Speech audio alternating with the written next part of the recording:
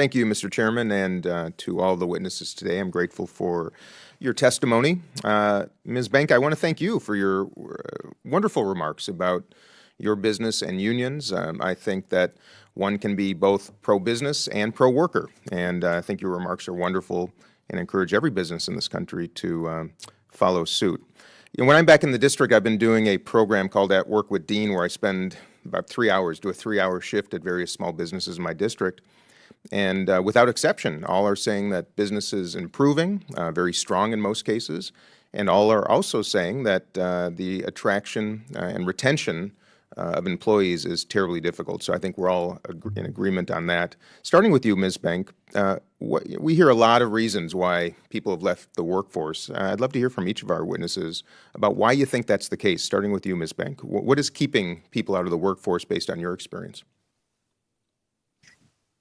Well, I think maybe we're a little bit different than and first of all, we were essential workers, so we never stopped working. We've had maybe a little bit higher attrition rates, but not compared to other businesses. And part of it is because we are high paying wages here.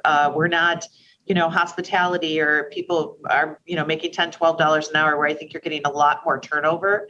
And I would say, I think that, what I have seen in our people is that there's just a little bit more soul searching.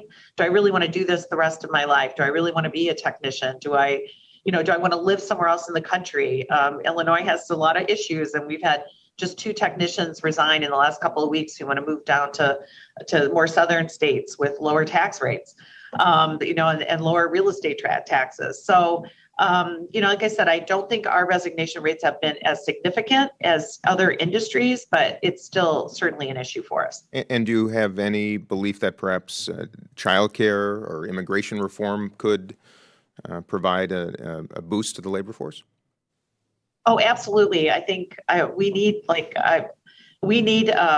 more immigration, and if we could get young people who are coming into this country and start to get them trained as technicians, they do a great job. I know of some dealers who've flown to the Philippines and brought a whole plane full of technicians back. That was in Canada. I don't think we have that policy here in the United States to allow that to happen. But we have to.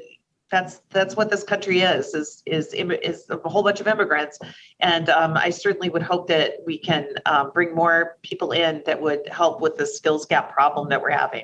Thank you. I wholeheartedly agree. Dr. Brownlee, any thoughts from your perspective about what is keeping people out of the workforce and how we might rectify it?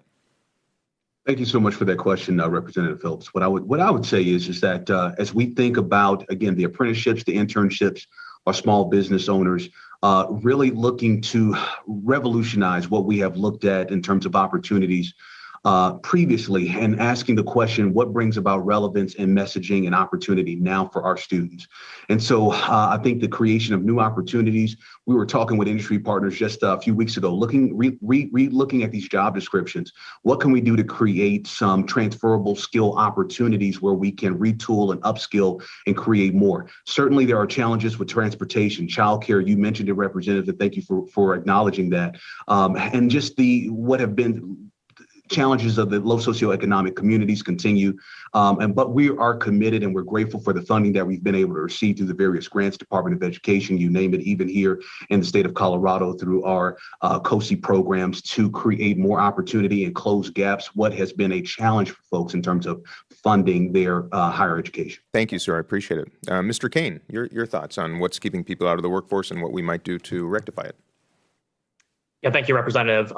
Look, I think the challenge is some of these are new issues at play, but also enduring issues. And so there are significant replacement needs across, in particular, the infrastructure sector. There's a silver tsunami hitting a lot of these positions. That's been true for a very, very long time. And the sector is very traditional in good ways and bad, where there's an overemphasis on service provision and often an underemphasis on who are going to be those future workers that are going to take on these roles, even in the capital planning process for these different agencies. Workers are kind of a second concern, I would argue, compared to some of the physical upgrades. And so understanding that there needs to be more flexibility and visibility, as I said before, and particularly for younger workers, younger students, I appreciate what was reflected in some of the other testimony on that there need to be mentorships, knowledge transfer of, as this older generation transitions out, that the younger generation actually can take on and understand what the nature of the work is, and not just a simple credential in isolation, but actually a pathway where they can grow and learn. I see we're out of time, Mr. Kane. I was hoping to get to you, Mr. Arnold, but perhaps next time. I yield back. Thanks.